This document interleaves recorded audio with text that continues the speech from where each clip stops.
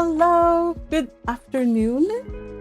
This is the Chattering Magpie, and today we are going to talk about Ascendance of a Bookworm, the final volume, part 1. And at last, you guys, we have reached this milestone in the story when everything seems to just go full circle. We get some revelations, we get some emotions, some feels. I saw comments everywhere that people were like crying, and I was like, I'm there with you. So to everybody here, welcome to the support meeting, support group meeting. We're here to just gush and to relive the wonderful chapters that we just read for PrePub. And with me is the gang. Hello, Discord gang. Hello, chat. Hello. Hey. Hi, everybody. We have... Hello. Hello, guys. What's that? So, and I also want to say hello to the early gang, because I have to make sure that they feel seen and represented. To Europe gang, especially Alvaro and Valdebenito's Europe gang from Norway. Hello, I hope you enjoyed the rewatch. Says, I'm both happy and sad for this series to end. You and me both. I am getting ready for it to end. But as a lot of us have been talking just a few minutes ago, there's still a lot of content in Bookworm. There's the spin-off, there's manga, there's fan books. We're still waiting for anime, the new season. So there's quite a lot to hope for and to look forward to. So don't cry. It'll be okay.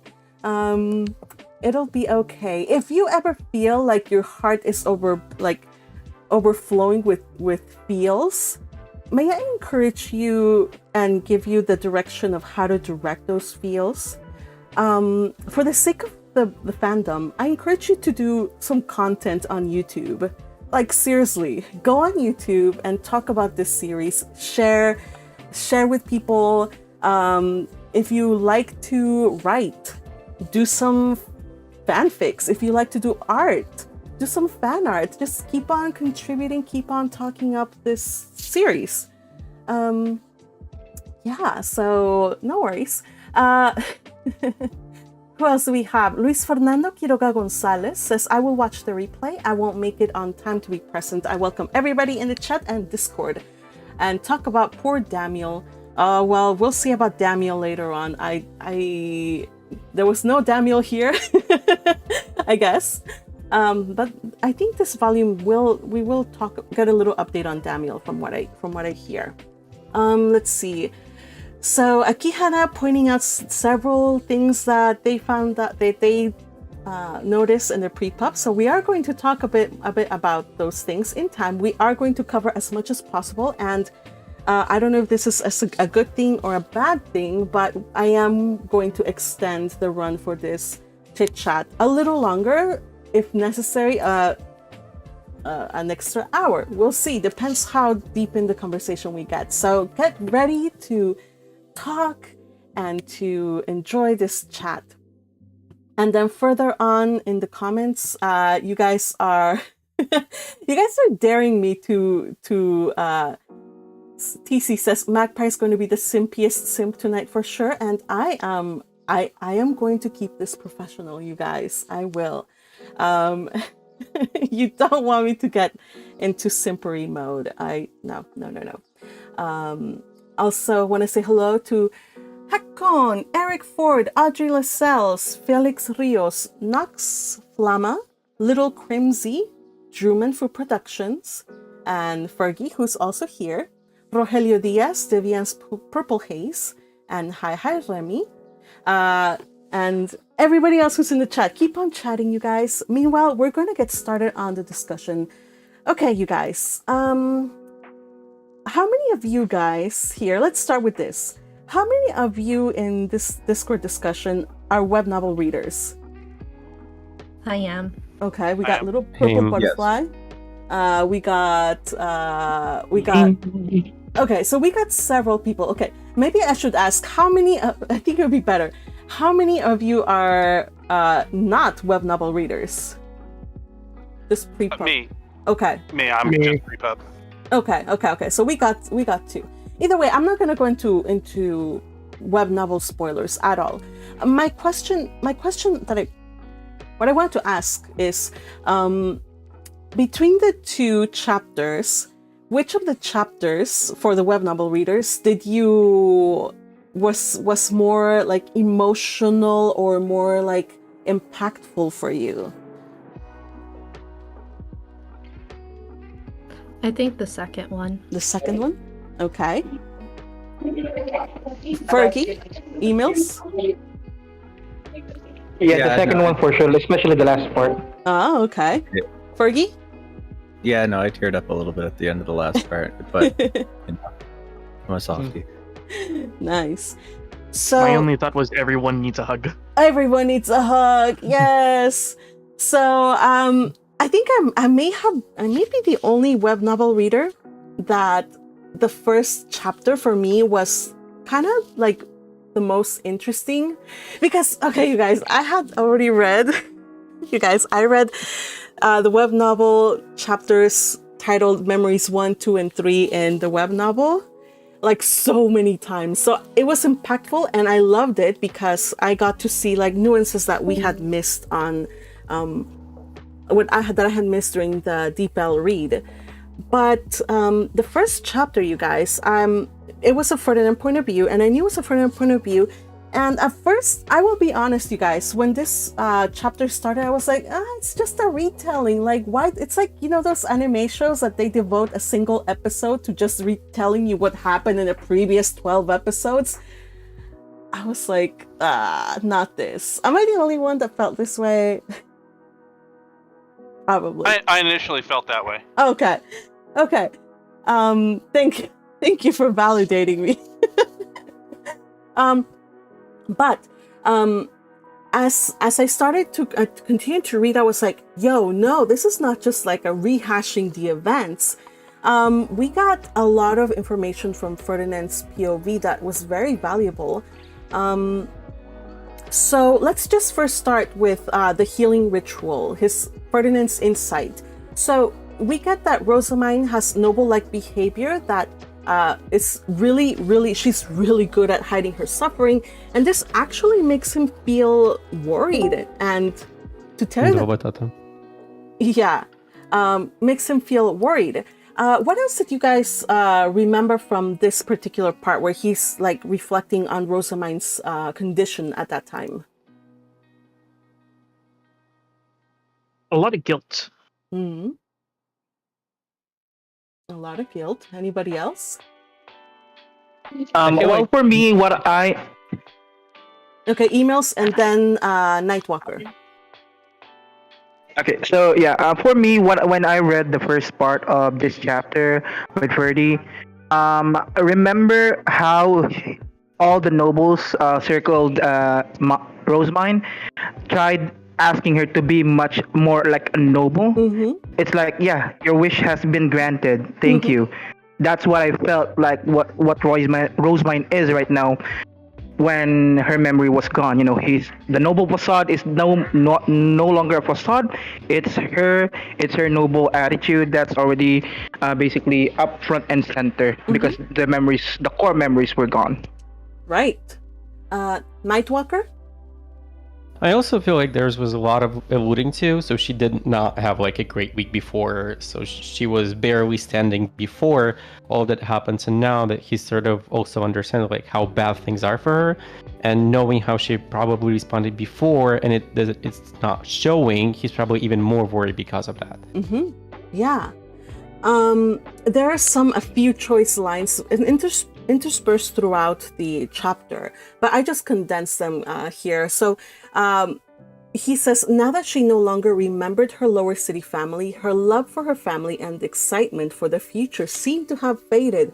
She was much colder than before, and at times came across as completely unattached, which I'm sure was heartbreaking for him when he says that, he also says here, though she claims I am important to her, She lacks the overwhelming enthusiasm that I used to find so overbearing.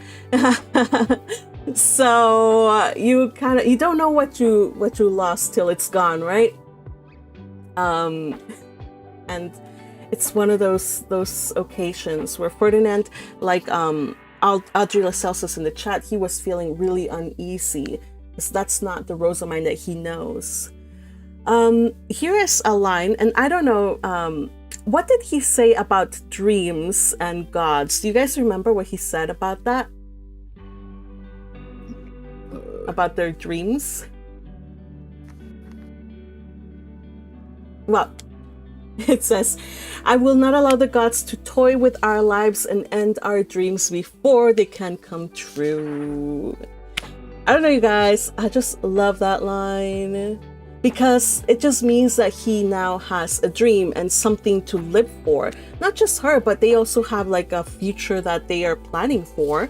And the Ferdinand from before, he was just like living, surviving, but without goals, without hope for something nice in the future. So now that he has found family and a meaning, it helps to remember also that during this entire story, you guys, it wasn't just mine who changed, it was Ferdinand, and he was changed by her influence, as we are going to see in these 2 chapters.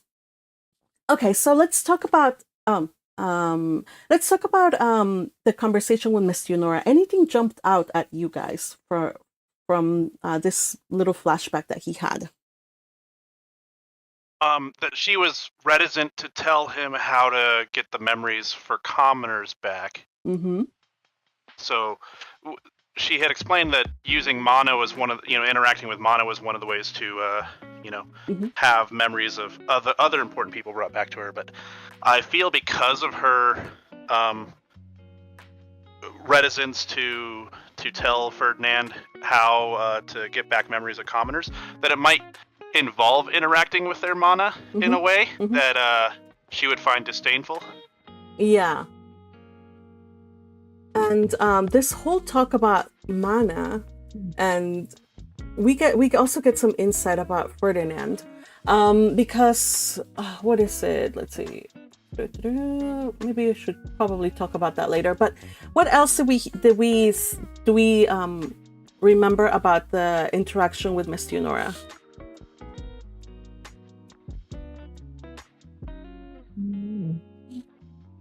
Do you mean that they were like distasteful to each other, or the fact that they were in such a conflict that he was sure that she's probably alluding to something else or hiding something from him, that she was not clear? Yes, those are important.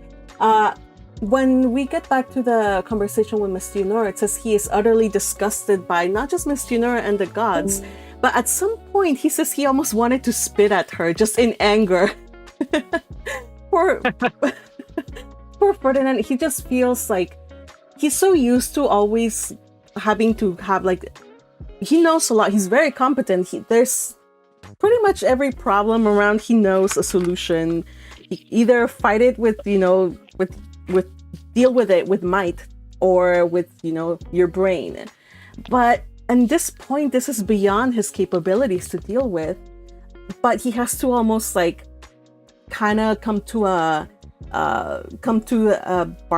bargaining table, and what do you call it when you have to? Well, anyway, he has to give a little so that Mestionora will give a little, but he still hates it, and he also says that most of the people when they saw Rozemyne with the divine mana, they were like, wow, it's so beautiful, but he found it absolutely disgusting. He was like, he wanted nothing more than to free her from that divine mana and Mestionora's sick clutches. We also learned, though, that rash blessings from the gods are a curse. Or at least that's what he says too. I thought that was interesting. The fact that there is even curses in this world, and that you're even able to undo a blessing that was bestowed to you. Like, I don't know, that was neat. Yeah, because we had asked that question before, like, what exactly is, like, can you curse people or what? And now we got, like, a really clear understanding of how curses work here. So yes, thank you guys in the chat. Audrey Lascelles, Hakun, yes, compromise. He had to come to a compromise with the goddess that he hates. So she's like, okay, fine.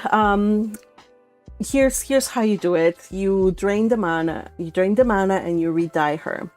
But here's the thing, like, this mana issue, it's easier said than done, because she has to drain the mana entirely. She says if you fill the foundation, that will totally drain her mana, and you can just re-dye her with human mana afterwards, which later we saw that didn't work. She still had way more mana. And another way of doing it, you guys remember, she mentioned another way of doing it, but why did he not want to go that route? You mean making her more divine by giving her more of the divine mana, or because it was sort of like, I understand his feeling probably, because can you imagine the 73rd god Rozemyne or mine and her competing with Mestionora for libraries and everything else? It's like out of self-preservation, and like she would wreak havoc. She would if she would have been a god and she would have known that Eremine is a tree, he would become a book. Oh man, yeah. Demigod 9 sounds like a lot of fun though. I mean, it is an ascendance. Ascend to even more? Oh no, is this sequel material? I honestly don't know. Like, why would she drop something like this? I'm like, don't tell me when she writes a sequel, it's gonna be this. I am both terrified and intrigued, you guys. But I don't think I hope it won't come to that, because imagine, like, everything that they've planned for, it's just gonna go to the dogs if she ends up ascending to even more.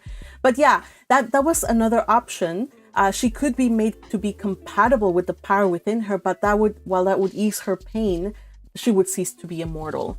And again, we have to, because we're in his point of view, we get a little bit of insight on how Ferdinand sees dying people. Like, we already know that dying a person dying another person, it's usually like between close family members or, you know, your spouse or whatever, because if a person dies another person, they're not related and it's forcefully, it'll cause pain, and it's just seen as taboo in noble society, correct? But what was also like devouring clans, right? So they, like, the Georgine and before and the girl, they made a devouring clans, right? So this is also like, if we don't know if it was painful, I mean, I think it was, but like they also like can replicate themselves if somebody has a devouring, which is interesting for Rozemyne because she was not like made in Ferdinand's image, even though he died her before. Yeah, we don't know exactly how the clone things work. It could be like a more gruesome situation there than just dying one person. Again, dying doesn't necessarily have to be painful as long as you drink a synchronization potion. Now, the potion could taste like crap, but if you are a devouring, any synchronization potion, no matter from whom, is going to taste sweet. So that wasn't the issue. It's like I'm guessing that it was a very like grotesque and very painful situation with the clones, with the shadows, what they called it. But as far as Ferdinand is concerned, he's very practical when it comes to mana dying. He sees mana exchanges as not natural, not really natural, but like as something of matter of fact. The way he grew up in the Arogisa villa absolutely skewed his common sense. So while other people would see mana transfers as like ooh, like taboo or like romantic for like only couples do it, he sees it as, you know, he was a face stone, and in the villa of Arogisa, who knows what kind of stuff they put the kids through. So maybe some sick experiments. I don't know what happened there. But he grew up with the thought that it's just a matter of course. Everybody is bound to be a face stone, and It's just one of transferring mana and stuff. It's just a matter of course. Sorry, you were saying? Who was it? Oh, me. Hey, what's up? He sees it as a purely natural process. Mm-hmm. Yes, basically a natural process. Something I wanted to point out earlier. So mine could become like one of the gods. Mm-hmm. Does that mean? Do you think that maybe, perhaps, this has happened before? Mm-hmm. Maybe. Do you think somebody from the mortal realm has become a god before? Because for Mestionora to know it, there would have to be a precedent for it, right? Probably. Who knows? It's very likely. It's not outside of the realm of possibility. I mean, there's like 84 gods, so maybe one or two of them came from that. Or, we only know of one god or one person that's like a demigod, that's Ewigleep, or sorry, Errorman. Yeah. Errorman. Mm-hmm. But there might be others that hold other positions doing something else that have a similar circumstance. Mm-hmm. Maybe the first ascend. You think? Maybe. Yeah. It's interesting that she said that it could be done. Which it makes it then entirely possible that there's been a human that has ascended to some level of divinehood or godhood. But this is something that definitely Ferdinand is not cool with. So some people in the chat, let's see, Eric Ford says, no wonder mine's noble common sense was so distorted. Yeah, since Ferdinand is her mentor, there was bound to be some craziness going on there. Also, Terrence says, I think he's just being tsundere. Maybe. Also, TC says, it's just another form of commodity to Ferdy. Yeah, it's just another trend, just another natural procedure. But for the most part, though, I do believe that it's cold practicality and logic already rule his brain, and if it's the only way he will do it, he'll have to do it. It's a very intrusive procedure, but in reality, he's acting as a doctor to save her life. I don't know. There's some folks out there who kind of made me like, oh my gosh, what's gonna happen in this final volume? Because they were like, yeah, Ferdinand is acting majorly creepy. But I don't know. Is anybody here though? I mean, it's totally fair if there's some of his attitude rubbed you wrong. I'm willing to be enlightened. What do you guys think? So I guess it's sort of like if you would go from the medical thing, it's like a direct blood transfusion, and if you know you're compatible, it is a very, very intimate thing. But if it's to save a life, I mean, to how the noble etiquette, I guess. Mm-hmm. Anybody else? Prior to the next chapter, I had definitely viewed Ferdinand's behavior in the last book as incredibly unsettling. I feel with a little more context from this one, it's better. I'm still not wholly on board with it, but it's alleviated some of my concerns that I had.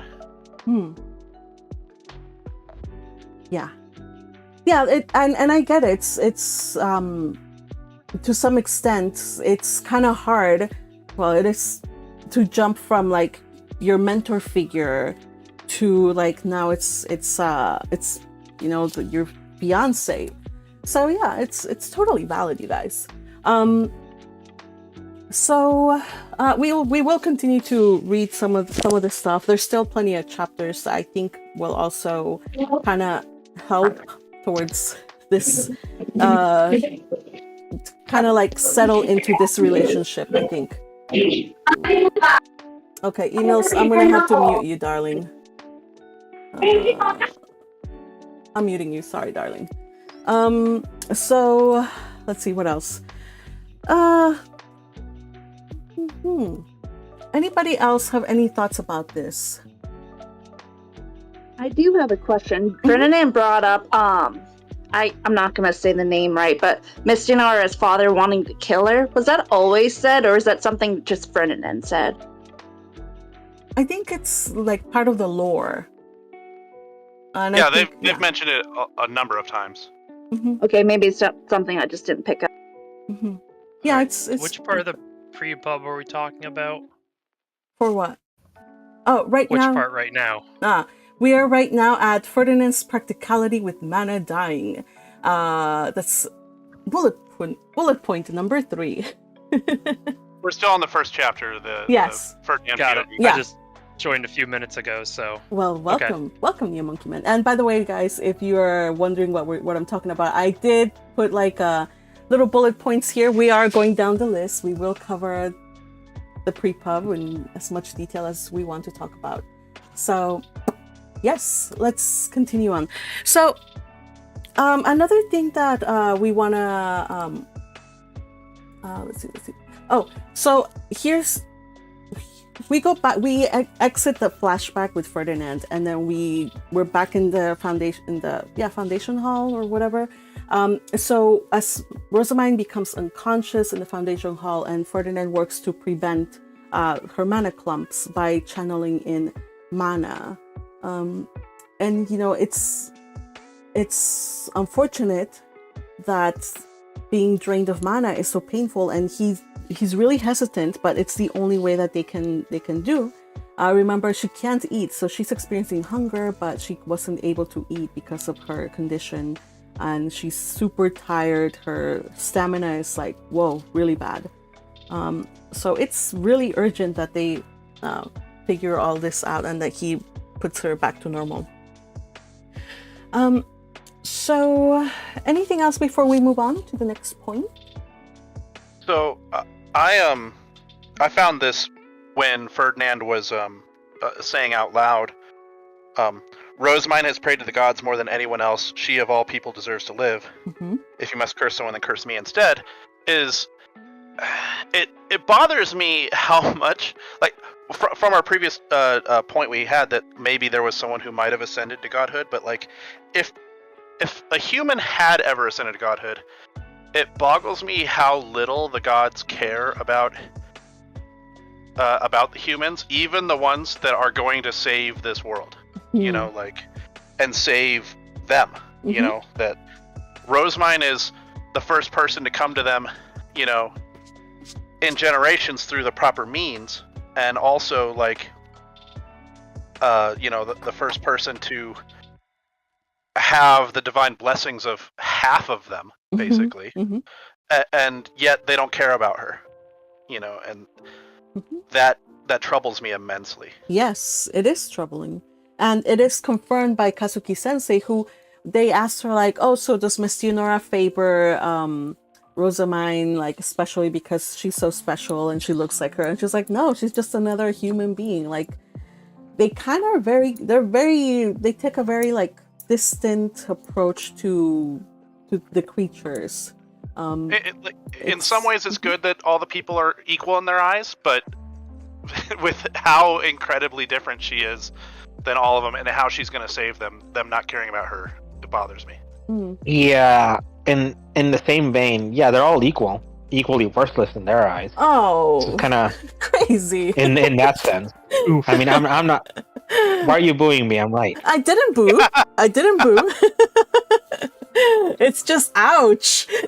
I mean, they do discriminate though, because even then, when Egwantine was there, the first thing he said, not enough mana, not enough prayers. Mm-hmm. Like, as soon as he could move, so essentially they do discriminate, but in a different principle. Ooh, David Batley puts it interesting. That sounds like nobles in general mimicking the gods. Ooh, yes, that's basically it. Very distant. It's just a very cold society, right? I like that. Which is what makes mine and her family and just like a specimen of who's this? Who are these people? Why are they like this? This is what drew his attention. Of course, we'll get into it. I promise you guys. But yeah, it's a good point. So let's see. I'm going down my list, you guys. Anything else before we go into dealing with the memory issue? I also feel like with him preventing like Menaclams, he was like acting like his assembly line. Like he had his stuff prepared. Like I felt like there was like a string, and he was like putting one after another, and like channeling mana and like doing all of that. Like there was like a pinup art, like was the lady was like 6 hands, and so I think that he was that lady at that moment. Like he had everything. He like on an instinct or something. I saw it like preparing a combo. In a video game. I just viewed it as a doctor doing life like saving surgery on a patient. Like, we need to do this now. She's about to die. I've literally just like, I don't know if anyone else kind of thought and compared it to like the Harry Potter scene when he's like feeding the water to Dumbledore as he's like dying and stuff like that. And it's just like, it kind of made me feel similar in a sense, where it's just like Ferdinand has to literally support mine on this thing as we're doing the prayer, draining the life source out of her. And it's just like, no, you need to keep going. It's okay. Like, rest on me if you need to. You need to do this, you know? And then just immediately into action. Okay, we're going. Save your life. Go, go, go. Yeah. He is feverishly at work, reminding himself that as her doctor, he's done this so many times before. Yet we get his internal thought like, hurry, do not pause. But even though he's trying to like calm himself down and just work, like very surgical kind of state of mind, his emotions were still like getting the best of him. He found it hard to breathe, and the pounding in his chest grew so loud that he could no longer measure her heartbeat, you guys. Ooh, oh my goodness. Yeah, I got he was basically just acting like a doctor in that part, because, you know, the Hippocratic Oath, it's kind of like, to fix someone in surgery, you gotta cut them open. Yeah. And you have to literally you have to hurt them to fix them, basically. And that's what he was doing. He was hurting her to fix her, basically. And also, if you're not successful... And also, if you're not successful, you're gonna also ascend the distant height with that person. Yeah, and take not just yourself, Oliver's name sworn, the country's Zent. Basically, the whole country is going to collapse if. And everyone with knowledge of how to proceed. Yes. So this is super, like, that's why he's trembling. There's so much pressure on poor Ferdy at this point. So it's not just that he's caring, like, it's because it's somebody he cares for. It's because literally the rest of the world depends on you to save it. To make sure that she doesn't go. There's also a little bit of like, hey, if she's gone, what's the point? Oh, you know, just say that. In there, where like think that. Yeah, where like he didn't have to make it so that like Eglantine died too, right? But like obviously politically, it was very, very good for them to make it so she couldn't just turn around and nullify everything Rozemyne wants to do. Or change her position, or, you know, do something untoward in the future when she's now the Zent. But at the same time, like, by tying everyone's fate to Rozemyne, there seems to be that little bit of, you know, if Rozemyne's gone, what's the point of this world? It can just burn. Yeah. Well, the inverse of that is like, doesn't matter if the world like is destroyed. To Ferdinand, Rozemyne is his world. Therefore, he needs to save Rozemyne. That's right. right. And also, what was I gonna say? Hang on. Right, I think it was also because he went through basically his entire life suppressing his emotions, not really caring for anyone, and then literally the only person he cared for is like in front of him, and he has to like, save her and stuff, and that's probably why, because he's actually experiencing like he's expressing true like emotions for the first time. Yeah. So the stakes are super high for him, and I didn't want to point it out, you guys, because I didn't want to be like, you know, but I did also think that he is in this. He's like, if she doesn't live, I don't want to live in this world without her. Of course, that I didn't want to gush too much because I'm keeping it professional, you guys. But I wholeheartedly agree. Look who is here. Patrick, troll number 1 of the server. Welcome. You're most welcome. You can never have Ferdinand because he has Rozemyne.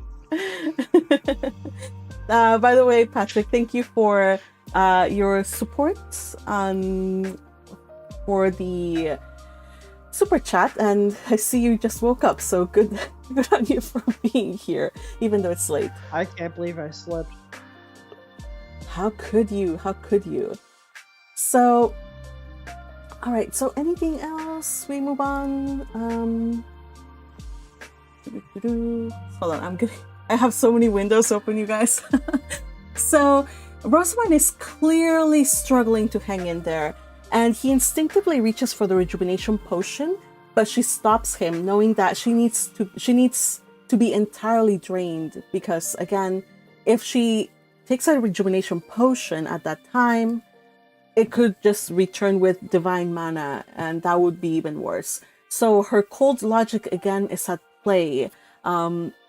She knows that she'll die if she's utterly repleted of mana, but it's a risk that the cold, level-headed Rozemyne has to do, and Ferdinand has no choice but to proceed as she wished. So I kind of like, my heart broke a little bit for him, because all the time you think that we see him pushing Rozemyne, like, here, take another potion. Like all this series, he was like, oh, you tired? Here, you have another rejuvenation potion, and let's get back to work. It's time for you to give some to, like, what was it? The first time with the Trombe, she had to go right after that attack with the Trombe. She had to go and replenish the ground with mana. So, you all this time we always thought that he was just cold and he would never yield. But in this occasion, he was at the point that he's like, no, this is worrying. Like, I would not risk her life to that point. And he reflexively wanted to give her the rejuvenation potion just to make sure she wouldn't die. Rozemyne's like, nope, we gotta do this, gotta do it. And I was like, oh, Ferdinand. Right.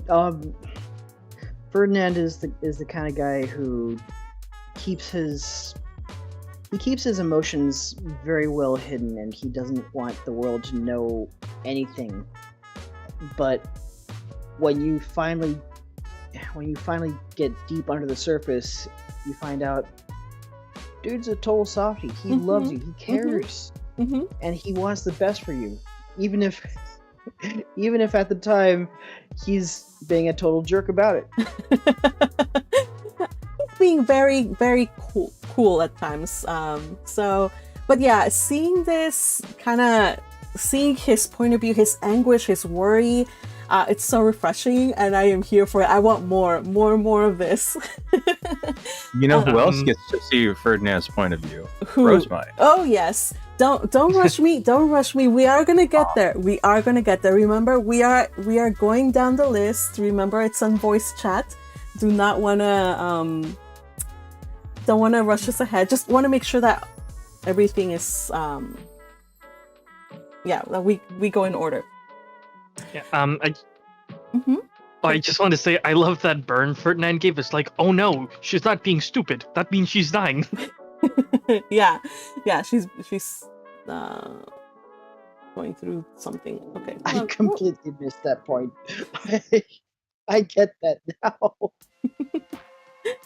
So let's see, where were we? So Ferdinand's intense focus and emotional turmoil during the treatment, super living for it. But even as he completes the entire process, the procedure, Rozemyne is not waking up. She's just not waking up. And he's like, oh my gosh, what now? And I really like this part, because he's like, I could just give into despair, but the impetus for him to just keep on trying to do every single thing was what Rozemyne did for him. Like, he's like, yeah, I was on the verge of death so many times. And also, the most important time when I was dying and in Arensback, and I thought I was going to die for sure, Rozemyne did everything within her power to come and rescue me. So said Rozemyne had pressed on. She had done everything in her power to save him, and it stood to reason that he should do exactly the same for her.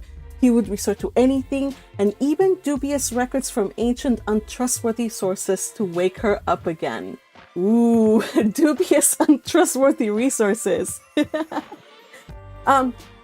Again, Loremai Nimrodel, hey darling, thank you so much for your super chat. It says, Rozemyne once stated that she did not care for yogurt without Ferdinand, and Ferdinand put it to action. Oh yes, indeed. He's not willing to live in a yogurt land, Jürgen Schmidt, where she is not there. Thank you again for your support. Really appreciate it, darling. So let's talk about what he does in order to try to get her to wake up again. What extreme measure does he do, you guys? Heresy. Heresy. How? Please describe the heresy. He inverts a blessing into a curse. Ooh. Patrick? And then places it on himself. Oh, yes. He uses the circle that Rozemyne drew in... which book? When he left for Ehrenbach. Part 4-9? Yes, Part 4, Volume 9. Mm-hmm. When he departed for Arnsbach to give him this amazing blessing that he was in such awe over, and he inverts it as was said already, to take away this blessing and use that mana to help her wake up. Yeah. Yes, so we get some strange lore that we had never really understood. They talked sometimes about curses, but we never really understood the nature of a curse or how they would work. Maybe it's not every curse, but definitely this curse would be a reverse curse, and in this case, he's going to just whatever blessing she gave him, return it. And so it happens. He sees how the light of her blessing just leaves his body and gets sucked back out into like the stones or whatever. It's being sent back to the gods. Dude, they're gonna be so mad. They're gonna be so mad. Oh yes, I love it. And then above everything else, he accuses Mestionora of lying. Yes. Yeah, because he's like, Mestionora said to me, and I quote, right? Dye the foundation that will drain her mana. But it did not work, you guys. So he's like, yeah, she just said to dye the foundation just so we could save her boyfriend. Well, that's not cool. Now my girlfriend here is gonna die. So he does invoke that. And remember, even the gods are afraid of lying, so there could be repercussions. So he's like, yeah, if she dies, I'm taking Mestionora with me too. We're all gonna die, and Mestionora is gonna also face some repercussions, whatever it is.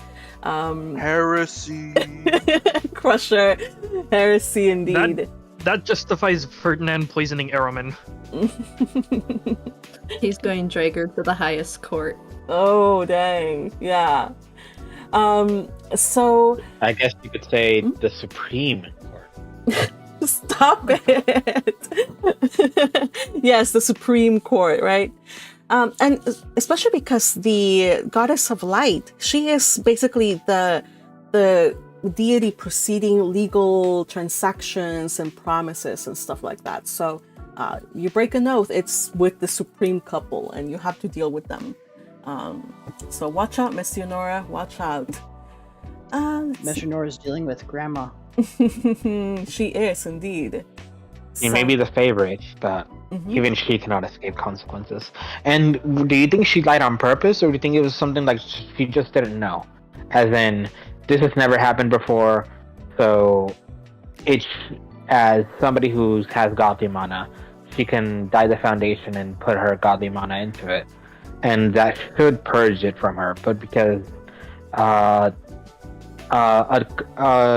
originally commoner with devouring mana, being dyed by a noble, and then being subsequent, like while she had magic stones in her body, her clumps, and then after being cured from those, got died by a god. This might be like the first time this has ever occurred. So since there's no precedent to it, then there's no way Mestionora would know what would happen. I mean, the first time Rozemyne talked to her wireman and met him, he said basically that it's never happened before. Like she's in an exceedingly rare condition. Yeah. I'm pretty sure they said that specifically her mana organ got dyed. Yes, but I mean that's specific terminology. Right, which is also why she has the same name for the eternal couple, like the goddess of light and darkness, as Ferdinand does. Yeah. Also, I feel like, and hear me out, I don't think she lied, because if she would have lied, she would understand that she probably is gonna die, because they're not gonna be successful. But she did tell her when she was leaving her body, I would not like for you and Ferdinand to visit us again. So meaning that she's probably like giving them the tools for them to stay alive, right? Because she knew that everybody's name bound and all of that. The only thing I can think of, you guys. I'm sorry. Okay, so Patrick, and then I'll go. Go ahead. It was more a lie by omission. Because as Ferdinand pointed out, he could tell that she was holding something back. She wasn't telling him something that was important to answering his question, and therefore he didn't have all the information he needed. So if we also remember, prior to this, let's remember, once Mestionora said, okay, go dye the foundation, so they're like, okay, cool. Rozemyne walked down back into the audience, the auditorium with Eglantine. She was kind of like stable-ish. But the moment she started giving blessings, remember, they did a contract, she put the crown on her, she gave her blessings and all these things. That's when like her body started burning up again. So I think that also might have been something that she didn't take into account. So it could be either lie by omission, but also Gremlin doing Gremlin stuff, Gremlin will Gremlin. So that could also have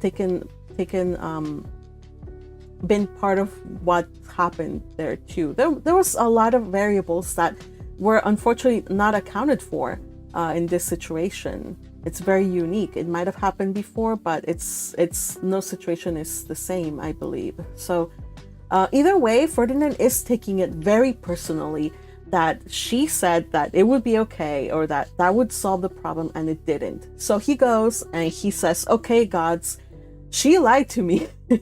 And I don't want to deal with liar deities such as yourself, so just curse me, but please bless Rozemyne. I mean, not in so many words, of course, but basically that was the gist of it. So says, hear my call and correct your mistake. I to return to you the blessing I received, so that a true one may be granted. Here's a question also that we get is from fanbook 3. Oh no, never mind. So the nature of the curse is to break a curse of one god, you have to pray for a stronger one. You have to pray an omni-elemental curse to remove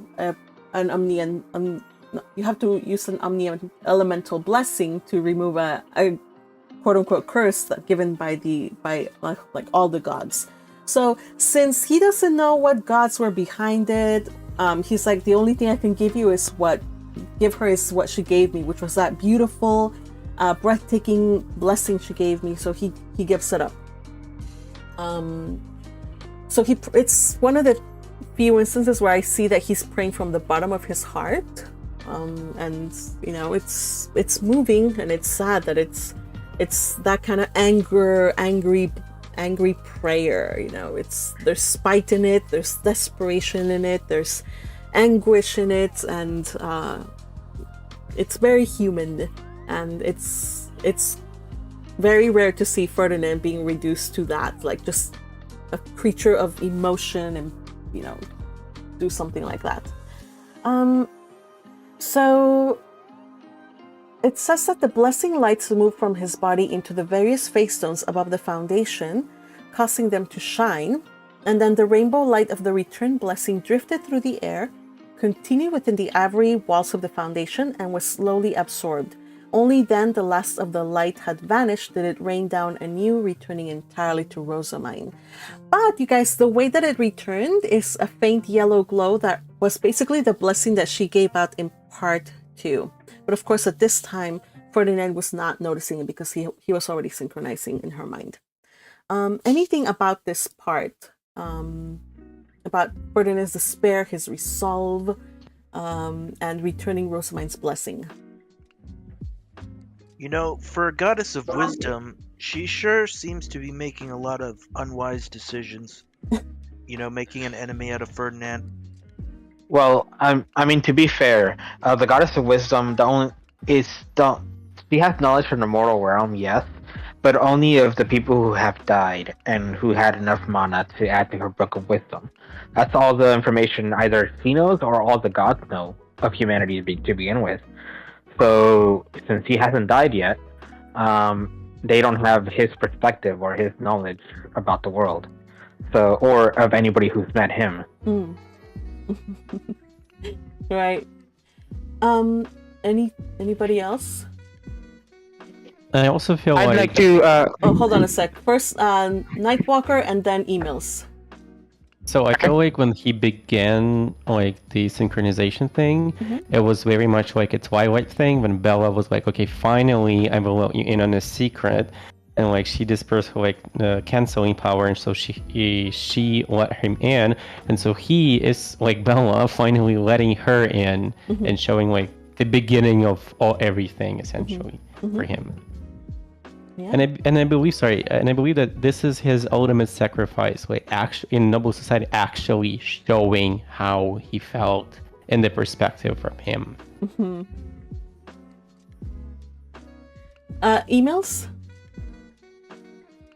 So so what I actually noticed here when remember when you just said that when a god curses you, you have to have a more powerful god that can basically deflect the curse. What I remember from that is actually the prayer of the seasons. You know, when they would, I believe, Fruit Train, or was it, who was the spring goddess? The spring goddess would have to be able to deflect Eviglebe's power after winter. You know, basically the lore, the prayer lore. That's what I actually imagine. That's what's happening right now. Basically, the 5 gods and goddesses canceling each other out, basically to have the curse lifted. That's what I actually think what's happening here. And it's ultimately we don't get his interpretation of what's going on with the lights. He's just like, okay, so the lights has been taken, the prayer has been heard. And it speaks to his desperation of how he's like, he ignores the spectacle. Like if it had been at any other circumstance, he would have been on like Hersher. He would have been like, okay, taking notes. What is this? Like, let me compare. Let me write down observations. No. This is not the time for this. He's like, okay, gonna do this really. Like, I need to get her back. Like, I need to rescue her. So it just speaks quite a lot that we don't get Ferdinand to see the spectacle of light. I thought that was like, whoa, out of character, but checks with the emotions that he's already like given us a glimpse of. He just wants Rozemyne back. He's definitely channeling his Everglebe in this moment. I guess, but I mean, at some point though, like caring for somebody doesn't mean that you're Everglebe. Like it's possessive and jealous in nature. It's like toxic. I don't know if I would consider this toxic any more than I would consider Rozemyne's behavior when she went to rescue Ferdinand and Erensbach, like toxic or jealous or whatever. Keep in mind, at one point, Everglebe's love was pure. Was pure. at some point, and then Was Goddess of before Chaosifer yeah. tempted him essentially. Chaosifer. Love it. Patrick. Ferdinand is such a Giga Chad, though. Uh, Challenging the So- gods themselves for love. Yeah. okay, Patrick. It is pretty important to note that Edward Glebe is not necessarily toxic. Yes, he can go too far in his desire to keep Geduld to himself, Mm-hmm. but his jealousy is still a pure depiction of his love. He can take it too far. Too much of a good thing is a bad thing. I mean, But yeah. My man trapped his wife in a basement and then killed her kids, man. You know, like right, I get that, and I'm not trying to Yandere. yeah, that. It had to start somewhere, and I'm sure it started pure, and then stuff happens and it distorted that pure love before. I do not believe though that this is the case for Ferdinand at this moment. He, like, somebody that is willing to give their lives up, be cursed for your sake. I think that is one of the highest, purest forms of love you can find. Self-sacrifice, the stuff that he wants is the uninterested love, and that's what Rozemyne was so willing to give him. Like I don't love you, or I don't care for you because of what you can do for me, or your practical use. It's because I love you unconditionally, and that's what we get, and that's what he also is. So it would be not giving him due credit when we just boil it down to he's being like Yandere or something like that. I think this is definitely like, and I'm not speaking as a simp, I'm just pointing out that these are really pure and really wonderful forms of like showing true love. Yeah. And it's this and this kind of affection would of course not be limited to like romantic love, like there's familiar love, all kinds of love. So anyway, okay, crazy, go on. It kind of makes me wonder what kind of conversation she had with Chaosifer. Like, would she say something along the lines of, would Gedul truly still love you if she had children? Like, would her love not be split between you and her and the ones that you've created together? No, that's something to think about. Now let's go into memories and emotional connection. So Ferdinand is going to share his memories, and we get the first chapters from Rozemyne's point of view. Yes, we finally finished the first chapter, the Ferdinand POV, you guys. So the shortest of the two. I know, I saw your comment. I am going to extend this more than the hour long, and I did say this towards the beginning of the chat. I am not going to stop at 1 hour. So if you need to get a break, go get your break. We're not because you're so passionate about it, you get to extend this longer. Well, yes, I am Empress. I can do what I want. So okay. Bring it back, Magpie, bring it back. So we got Rozemyne's POV. She is in like a dark, like she sees nothing, and she's like, what's going on? And we get Ferdinand. She's like, I have a sweet taste in my mouth, and he's like, oh, it's a synchronization potion. She's like, oh, okay, never mind then. We get kind of like, she's still very flippant, very like, whatever. It's that kind of Rozemyne. She's been like that for a while. So the first thing that they do is he's gonna tell her what they're gonna do. They're basically gonna go on a trip down memory lane. Because in a reversal from part 2, volume 2, Ferdinand is going to let Rozemyne go through his memories this time around, pleading her to remember, please. And there's emotion in it, because now she's the one that gets to feel his emotions, and she sees like, what is like, he's actually feeling like desperate, and like there's like some kind of like yearning for like pleading for her to please remember. So in a way, like, okay, you guys, when I first saw the anime, I was like, oh, this guy didn't tell a girl he was gonna do some really invasive procedure, but now it's like goes full circle. I'm like, okay, fine, it's payback time. She now gets to do this invasive procedure. So for all those haters out there, I was gonna be a hater, by the way. For all those naysayers, it's No. stop it, Patrick. Oh, how the tables have turned. Right. It's like wait a minute, just wait another 36 volumes or whatever. she'll get her time to like see his memories in return. So anyway, just saying that.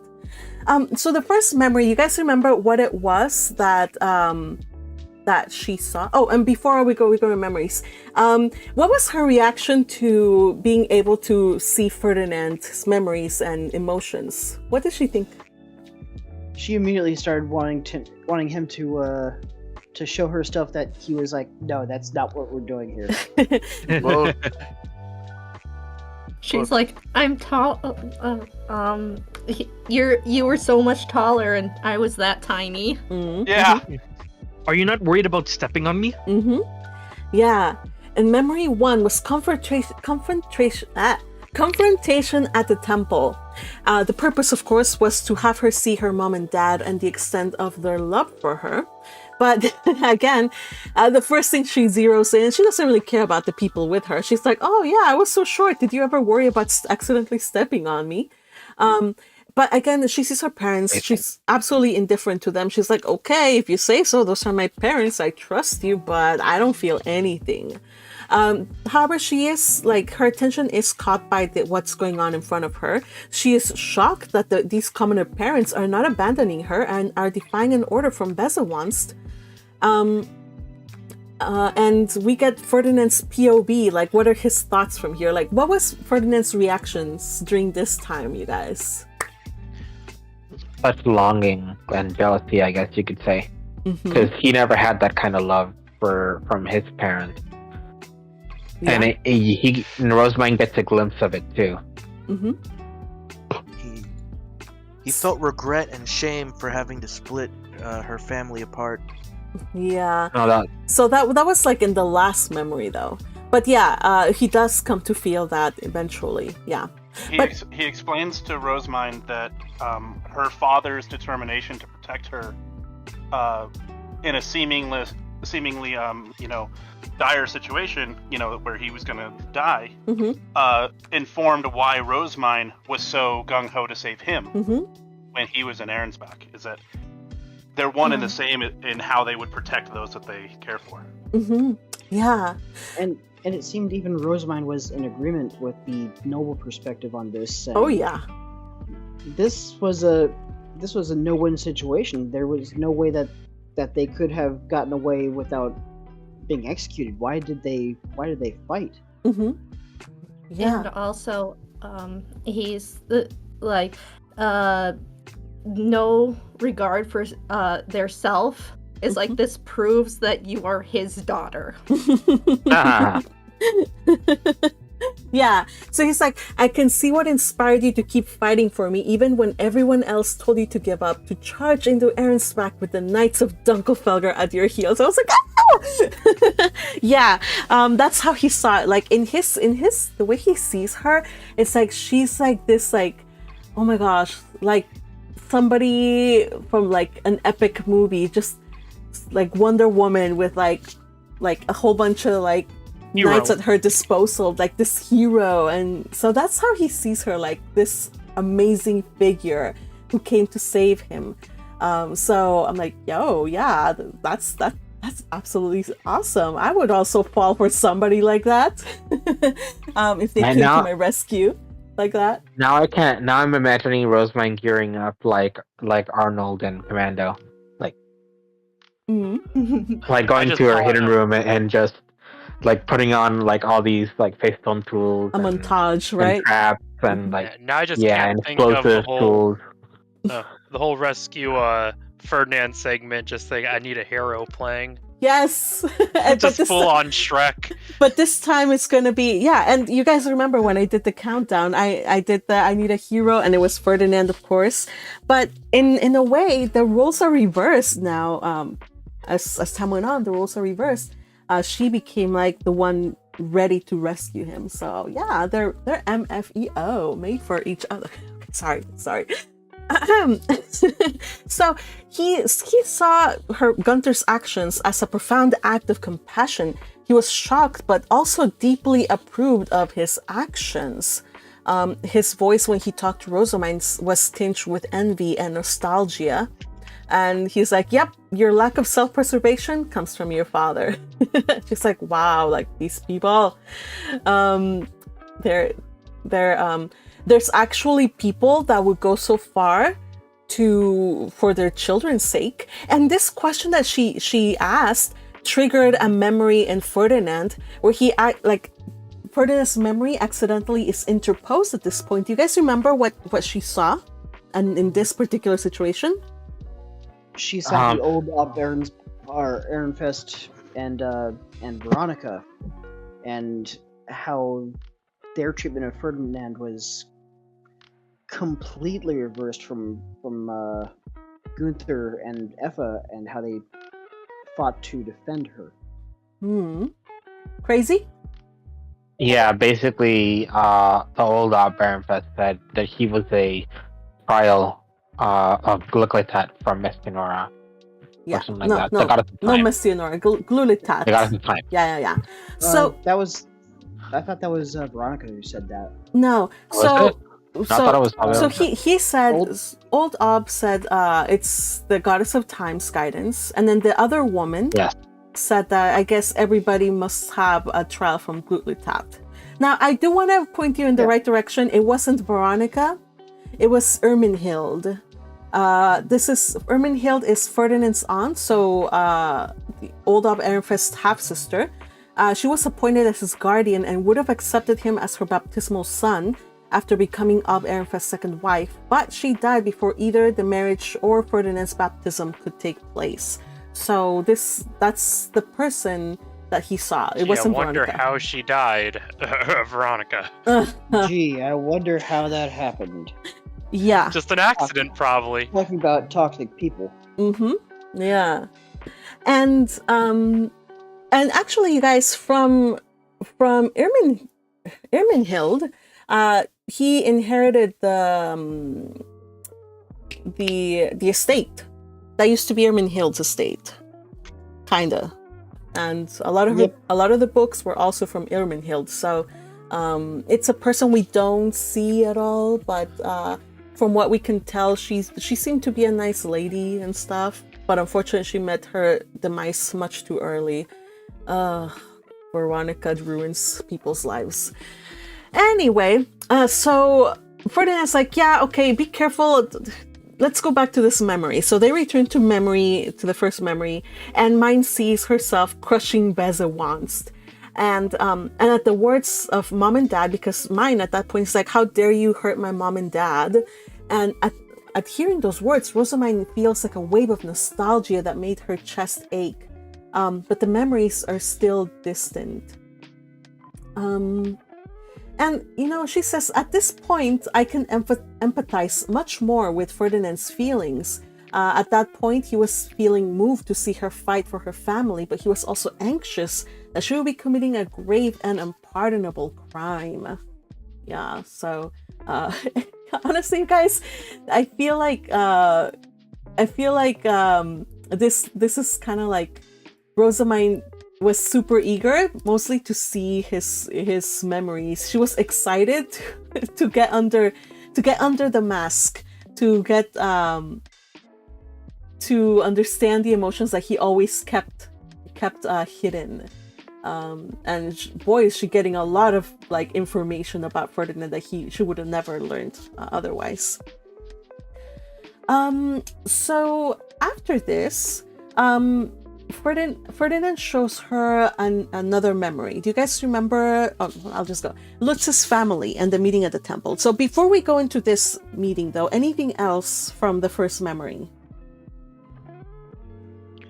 I loved how she was barely starting to remember her family, but she wasn't quite there. Mm-hmm. And I mean, obviously, this whole chapter was going to be push after push after push, and she was going to eventually get her memories back. Yeah. Yes. Yeah, I loved how Rozemyne was panicking. It's just like, Gunther, what are you doing? Yeah. Oh no! Gunther is the embodiment of Leroy Jenkins. Oh hell yeah! Leroy Jenkins. I gotta rewatch the anime. I have no idea what you Yeah. guys are talking about. So. Oh, it's basically a meme You that have just no involves context? charging straight forward into danger. Okay, I'll believe you guys. It's one Anyway, of the first moving memes that I on. was aware of back in the early 2000s. That's nice. Yeah. Moving on. Lutz's memory. Sorry, you guys. We have to keep going. Lutz's memory. So we have the situation when when his family comes over to mediate, and he's mediating between them. This whole situation where Lutz ran away from home, and mine was like, let's adopt him so Benno can take him in. So she's like, why are we here? And he's like, oh, I'm just here because I was here to mediate. But she feels the emotions. Yes, Patrick? So it's very important to note that she didn't see them as Lutz's parents. She saw them as Ralph's parents. Mm-hmm. Good. Yeah, Yes. she didn't remember Lutz at all. She didn't. So yeah, she's like, when she sees the scenario in front of her, she's like, his experience with Mine's family had made him want to learn more about commoner relationships in general. And in this point of view, he could see Lutz's parents, they care for their son. Like, to him, it's obvious. To the rest of us, we're just like, yo, this guy's a jerk. But no, apparently Deed is a noble, because in the noble situation, nobles would have been able to see, like, blatantly obvious that he cared for his son. But the rest of us plebeians, we could not. We needed it spelled out more. But anyway, Ferdinand was like, yeah, this kid, he's so loved. Why is he so dense? He sucks. I want to be loved like that. How could this boy remain so obtuse? Honestly, Ferdinand and being Lutz, that was incredible. By the way, you guys, yesterday, or at least, I don't know if they've been doing it like for the past couple of days, but people on the Discord server have been doing a rewatch of A Sense of a Bookworm. And yesterday I hopped on in late at night. It was like, I don't know, 10, 11. And they were watching this particular episode. And like, I had just finished reading the PrePub and my heart just went like, oh! Yeah. And right before we started doing today's chit chat, Fergie was streaming this particular scene and other scenes from this memory. And again, just seeing that after reading these PrePub, it just hits differently. It hits so, yeah. Oh, yes. I highly recommend it. Keep some tissues now. So do it. Do it after the chit chat. It'll be amazing. All right. So now when Deed turns down the offer to give up Lutz for adoption, Ferdinand's like, why? Like, what's the reasoning behind it? And Deed says, you're trying to adopt the kid, not for his sake, but for your business. Nobody like that would be a good father. Parents can think about everything as pluses and minuses, right? Am I wrong? And then Ferdinand's response is shock. Like utter, like his whole world just went like there's an earthquake inside, of course, because he recalled the phrases of old Ob Ehrenfest, his father, who said, the goddess of time's guidance and for the sake of the duchy. Yeah, you guys. His entire life was him being weighed on his benefits versus his costs. Mm-hmm. I feel like he's the emotional one now, and mine isn't. It's like a reverse. Yeah, of course. Yes. Yes. I mean, all her emotional development got deleted. Yeah, and I told you, if you wanted like, it's exactly like a mirrored, almost like the same experience, but upside down. That we had at the beginning. We have it now here. It could also be that the one person he actually thought cared for him, his father, actually realizing that his father didn't really care for him, just care for what he could do for the duchy. Oh yeah, so and that's he became envious of that mine actually that Lutz actually had a caring father that cared for him and not just for his business or the duchy. Yeah, I think he's having a hard time with mine too, because he's basically seeing a reflection of himself. The way she acts in terms of like emotion and expression. And he's like, I used to complain about all this stuff, but now I want it back. Yeah. So, but does Ferdinand realize that? So probably he's not willing to admit it to himself, though. Or to her at least. Also, I feel like family-wise, from the moment when he peered into her memories, she is identical to him by mana. So essentially, she's the closest mana-wise to being a relative to him that he ever had. Yeah, I think so too, because remember, a person inherits most of their elements from their mother. So his mana is from family, is the elemental and all that stuff came from his mother. So yeah, regarding family-wise, like they both have really similar mana. Nobody else in Jürgen Schmidt would have the same. Also, if I may, when she was mana sensing after they had dinner at the Italian restaurant, right? She was like, "Oh, foreign object. Oh, there's Ferdinand." So she was somewhat aware of that as well, because it didn't felt like there was resistance, but she didn't feel like as a foreign object. She was like, "Oh, Ferdinand." Yeah. But something I wanted to go ahead. A couple things. One, right now, Rozemyne is the closest to a true noble, both in her thought process and, status-wise, that she's ever been. That, and I think Ferdinand really was, like, emotionally imprinted on Rozemyne. I like that. It's like a little ducky. Because she was the first person who truly treated him like a person. She was also and nobody else has ever done it. Hold on, Jess. Let him finish, please, okay. And then you'll go. So nobody else has ever done it. So it kind of feels like a emotional imprinting in that sense. Reminds me of like when Rozemyne kept on following him around like a duckling in the temple in her first winter. Hey, another callback, but reverse. Yes, Jess, go ahead. Yeah, he was also the only one that was giving her hugs, really.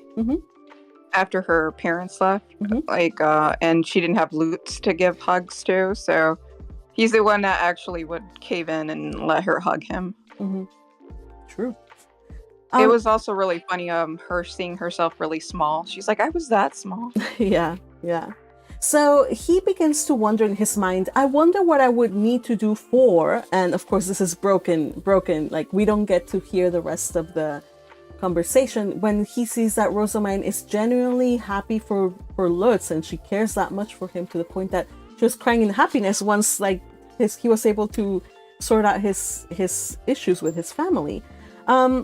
And people were saying like, oh, like what was that sentence that he was thinking that he interrupted so she wouldn't know what it was? I believe personally, like, I wonder what I would need to do for, and the blank would be somebody to care for me that way. I don't know. Just, I think that's what he wanted at that point. Like, what would I need to do for somebody to care for me the way like these commoners care for each other? Like, what's the deal? What's the secret? I don't know. Meanwhile, Rozemyne, during this whole scene, she's beginning to connect the dots. Because she's like, is that to say that the previous Ob wasn't a good dad to Ferdinand? He outright said that he only took Ferdinand out of the Adalgisa villa because it benefited Ehrenfest. And she thinks at this point, and I love this part, she says, his value or whatever don't matter to me. I care about him unconditionally. Does he know that? And I'm like, Rozemyne, he doesn't know that, but please tell him, please. Yes, it's important to note that during the Lutz memory, she was more focused on Ferdinand than her own memory. Mhm. Yes. Yeah, but I think Ferdinand is like he's processing this as the more memories she doesn't have of that person, that means that she loved that person. Mhm. So if I don't remember nothing, and even seeing you just brings no emotion, then they must be the person that I love the most. Mhm. And I don't think it necessarily works that way, but I think that Ferdinand is seeing it that way. He is. As Akihana pointed out, like during the early game comments, he's kind of like irritated a little bit that Lutz matters to her that much to her. Like he's like, what? Like even after this, she still doesn't remember him. Like, yo, like Jealous. yeah. So Like I don't understand why he believed Mestionora when she was telling him that, because I don't think she was telling him all the truth. yeah. You know, We already kind of talked about that though. We'll revisit that if you want a little later. But yeah, we talked about maybe she was lying, maybe she didn't know, maybe it was omitted. Who knows? But yeah.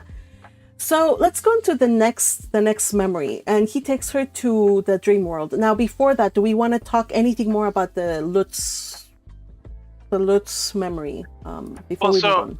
Nick? I think the thing is that she's just primed more to remember her folks, right? Because they've been hinted to before, and that's just a much more emotionally charging scene where Gunther, is willing to protect her to spare, Rozemyne. So like that whole thing is far more emotionally charging than being at an adoption hearing, basically. And so I don't think that it necessarily means she loves Lutz more. It's just that there's less to tie it to. It doesn't have, there's, because it was, for Rozemyne, that was a very small part of her emotional upbringing compared to, her family rushing to her aid. And so I think that's why not remembering Lutz is harder. It's harder for her to remember Lutz. Yeah. At least in this is like, he's showing her like core memories, and these are core memories for him, but they don't necessarily are core memories for her, So yeah. Right. Well, I guess they weren't very important to her because she didn't have the context, and Ferdinand does make sure to provide some context by saying, Lutz was the boy who was your arms and legs in the communal world. He helped you to do everything that you dreamt up. Yeah. You said go, and he said how far. Right. And he does explain it a little later on, like there's still quite a bit to go, but yeah, she does eventually come to like realize like there were other people around me, and I want to remember them. I need to remember them. So he takes her back to her house in Japan, the dream world, and she wants to go read books. And he's like, no, settle down. Let's stop it. Stop it. We're not here for the books. And she's like, oh, come on. Let's go to my book room. He's like, haha, you didn't take me to your book room, so I can't take you there. And she's like, ah. That's silly. And let's go to the library. He's like, no, look at these arts and crafts. And she's like, ah. She's like, why are you making me look at these things? I wonder, just like he pulled her into his memory, is she, like, while they're in there, is she able to pull him out and right into her mind instead? I don't know, maybe. Who knows? I think they work one way. Yeah, I think the control is on him. Like she can't make him think of things unless by some kind of forceful act. Like when he was reading her memories, he would just tell her like, show me this, and she would have to do it. Now, there must be like another way to force people to show them what you want to see, because remember, this magic tool is used on criminals. So criminals are not easily going to like be like, oh yeah, here are my memories, I'll be an open book to you. So there must be ways to coerce people, but either one, she doesn't know how to do it yet, it hasn't been taught in her archducal class, or it's just something you don't do to force people. So I think we forgot something important that Ferdinand said in the first memory. Oh yes, please tell me. he told Rozemyne that her love is so deep for the people that she cares about that it would drown in an entire ocean. Yes, thank you for reminding me. I love that line. I love that line. And being romantic. Yeah, right. So he reminds her that she had a bunch of oh no, wait, not yet. So the next memory he takes her, it's about the hair stick. So he shows her Thule giving Rozemyne a hair stick that was meant to be given to Eglantine. And again, it's a funny bit about him pinching her cheek, and she realizes that it was in retaliation because she interrupted his busy schedule. So pretty funny.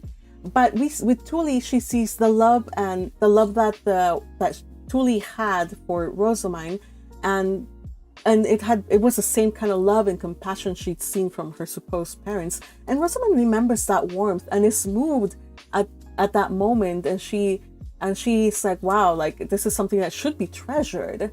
And then she explains his feelings at that time. Do you guys remember what was his feelings during that time, that memory? He was regretful for having to pull her away from her family. Yeah.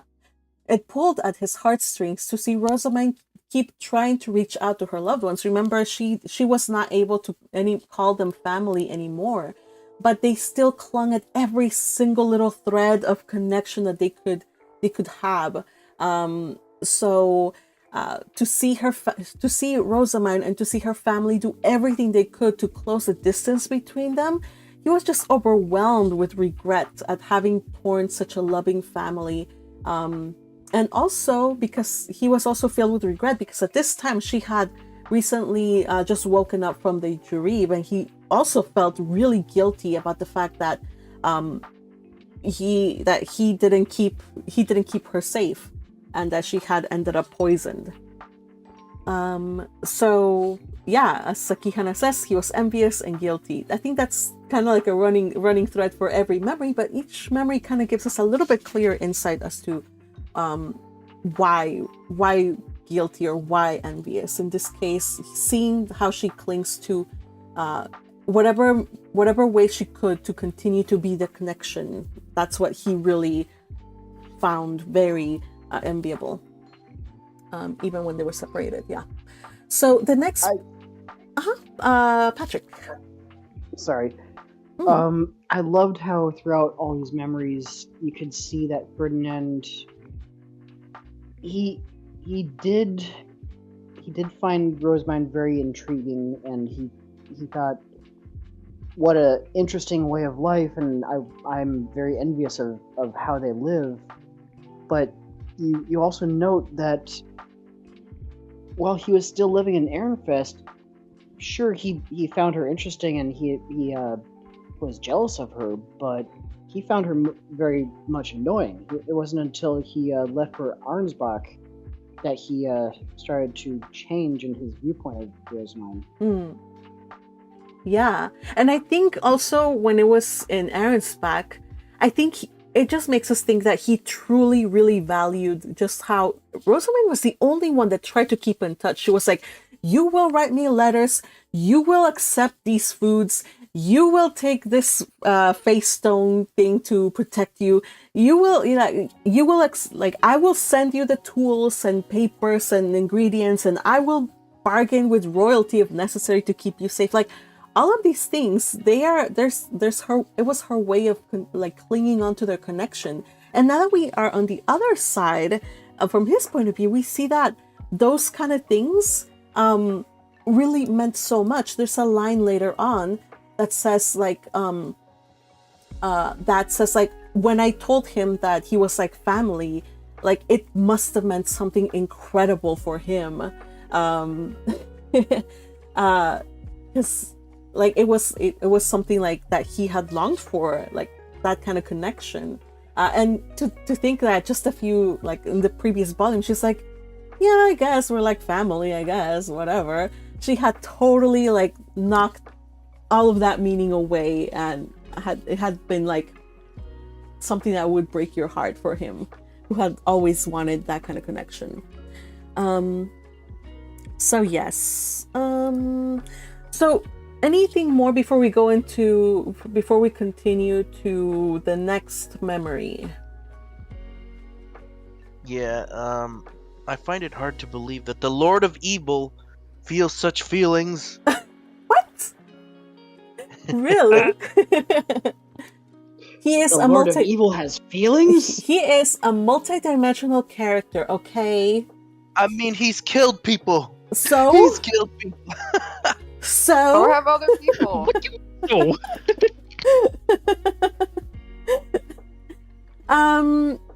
Okay, so we can't all be perfect, okay? All right. Don't do it, Tim. Don't do it. Murder, how casual. So what was one or two heads flying? At least he did lop off with a proper head. I don't know, but I saw several glimpses of Arno in the next memory, and I was like, can we get a glimpse of the destruction of Arno while we're here, please? Yes. Oh, I'm sure he wasn't present for it. He just probably turned him over to the Knight's Order. No, he didn't. He carried it out. He personally carried it out. Heights. Did he? Yes, it was confirmed by Oh. Kazuki Sensei. He sent him personally. fair It's enough. canon. I mean, he was vicious as a child too, so It's all about I called him survival. Lord of Evil. It's survival, okay? Survival. So we go back into this into another memory. Oh, but before we do, we go back into the Japanese memory where he shows her the food that her mom had prepared, and she's like, I'm beginning to get hazy memories. Voices are echoing through her mind because she feels that. And she starts to get the feelings behind the memories that they're precious. Because he's like, okay, well, you made hide glue, rinse shampoo, ink, candles, soap. You never could have made all these things on your own. Who nursed you back to health each time you caught a fever? Who supported you when you were too sick to go outside? You must remember these people. And she's like, I feel it, but I'm not quite there. And she's like, she almost wants to cry. And she's like, I can't remember ever caring for them. Isn't that heartless? Books are my entire world. And here's a line. The only thing I care about more is you, Ferdinand. That's hilarious. I was cracking up when I saw it. I don't know. I was not cracking up. I was like, oh my gosh, hearts. I was drawing up on my tablet, hearts all over, highlighting the Ferdinand felt scene. like happy about it, but then he felt guilty because he felt happy about it. Mm-hmm. Yeah. Oh my god. Yeah. So there were some emotions that he felt when she said that. Yes, there was elation, but there was also like regret and some resignation and sorrow. And behind it all was a wish that she would regain her lost memories as soon as possible. Again, he now has claimed #1 spot, but at what cost? At the cost of her memories. If she were to forget her family, Lutz, then he would be #1. He's like, I love this, the fact that I'm her #1, but this is still not the Rozemyne that I know and I want. Exactly. That's not the Rozemyne that he cares so much for. She's more of a noble than the chaotic gremlin that he came to care for. I think she actually cares more for Ferdinand outside of this whole memory loss thing. Of course. Because she mentions him and thinks about him way more than she does her family. Well, yeah. Like, I'm not saying she doesn't love her family. They were probably first for a while, but all the time and things that she's done with Ferdinand and spent time with Ferdinand, they've gone through a lot together. So I figure he should not feel bad about that part because he's probably #1, even outside of this whole memory thing. Yes. Yeah, but Ferdinand is a big warrior. She said she would take on the gods for him, man. Yeah. So again, Ferdinand has gone for most of his life being like the last pick, like the disposable tool. Like he was never loved for himself. So it's when you have that kind of past and that kind of unhealthy relationships, you are very likely to not believe it when somebody tells you I love you. You will try to like fight, like you will want to believe it, but your mind is gonna push back against it, and you will find any little excuse to say like, oh yeah, that's true, like I'm not loved as I want to be. How could somebody love me like that way? It's unhealthy. It's reflective of the upbringing and the life he's led, and it's absolutely tragic. It's gonna take quite a bit for anybody to convince him of his value, and he's on his way. But I think he still has a journey to go to believe that, because right now he's happy, but he's not quite believing it yet, that it could be true. That she could love him more than her family, or that he's at least in the same level as her family. So let's see, she's like, you know, I am a cold, heartless person. He's like, no, you're not cold, you're not heartless. Your love for your family runs deep enough to drown an ocean. And then he's like, unlike anything I felt for Sylvester and her father, if anyone is heartless, I am. Your emotions are too strong and sincere for the term to apply to you. And I'm like, oh, he understands our baby. Like, I definitely started to tear up a little bit at this. Yes, and that is a proper way to do. You have a heart. So again, I'm being accused of having a heart. Maybe I need to change my choices. All right. So at this point, they're still in the memory of world, you know, in Urano's world, and she's like, they're talking about food, and he's like, yeah, this is nostalgic. The memory is nostalgic. Of course, the food that I'm nostalgic for is not this Japanese food. It's the food that you would send me from Aaron's back. Yes. Yeah, so he considers nostalgic, Oh my God. not just because it's her food. It's just because it's food that's not poisoned. That's what he's nostalgic was for. Oh my god. All right. Yes. Okay. An almost romantic line, and yet he ruins it. All you gotta do to seduce Ferdinand is give him food that is not poisoned. Yeah. It doesn't even have to be like on the level of Rozemyne's food. It's just don't poison him, period. I remember applies when he to first any got man, cookies, really. he was shoving his face like a chipmunk. Oh yeah. Crusher. That applies to any guy, really. Like the quickest way to our hardest to our stomach. Quick, write that down, write applies that to down. humans, not just men. Magpie's writing it down. No, it's That true is though. human nature, it's true, not though. just men. It's not just men. It's not just men though. But though it's this poses her to ask a question. She's like, I could sense that he was just glad to eat food that wasn't poisoned. I thought he was a true, genuine gourmand, you know, a lover of tasty meals, but his true standards were shockingly low. And she's like, I wonder what kind of life led for him to be this way. Like, what was his past experience, and what happened at that time? The memory came up. What kind of memory, Jess? It was the memory of, I think it was Veronica. Mm-hmm. I think it was Veronica, because she said the lady looked like Georgine. Mm-hmm. And no, she looked like Detland. Like an old Detland. Oh, Detland, yeah, she looked like Detland, sorry.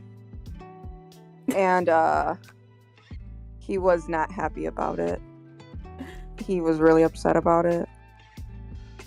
Yeah. So he was like, what are you doing? How, like, don't think about these things. Like, we're not here for you to see my past.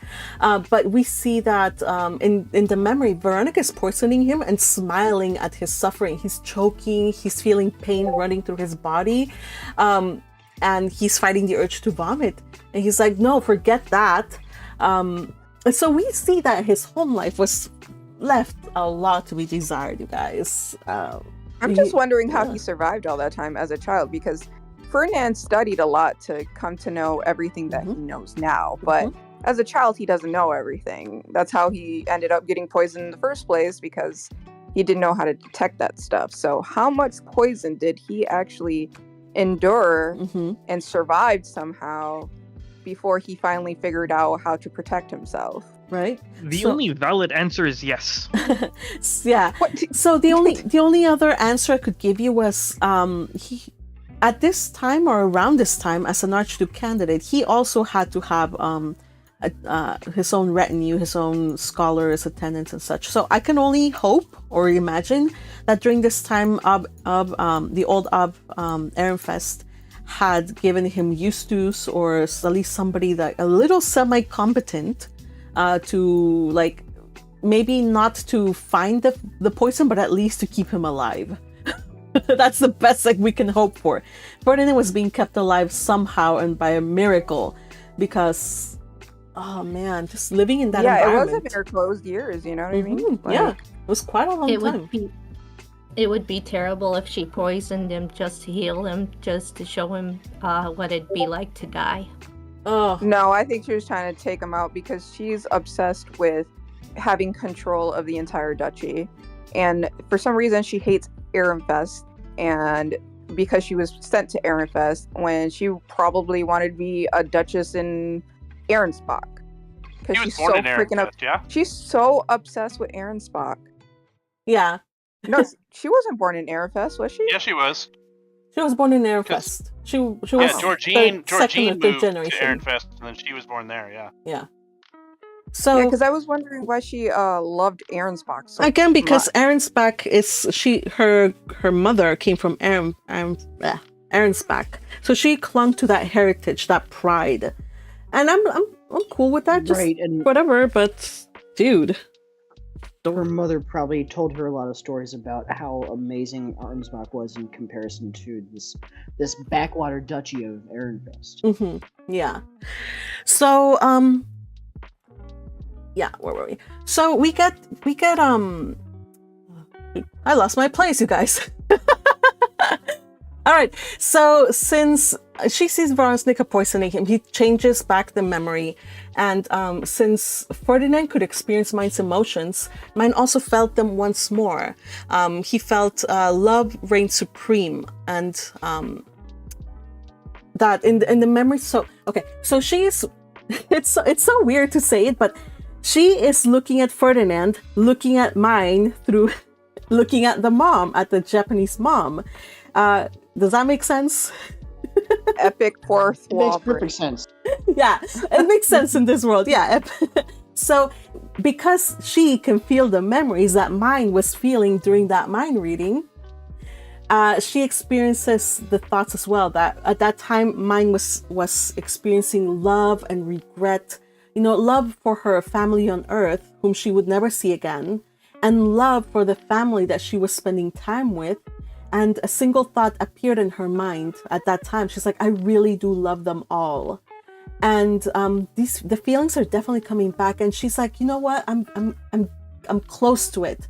But please show me, like, please tell me that I didn't take their love for granted, because I'm beginning to, I want to see, I wasn't just a taker, but I also gave them in return. Like, I was caring for them. This leads to the part that absolutely.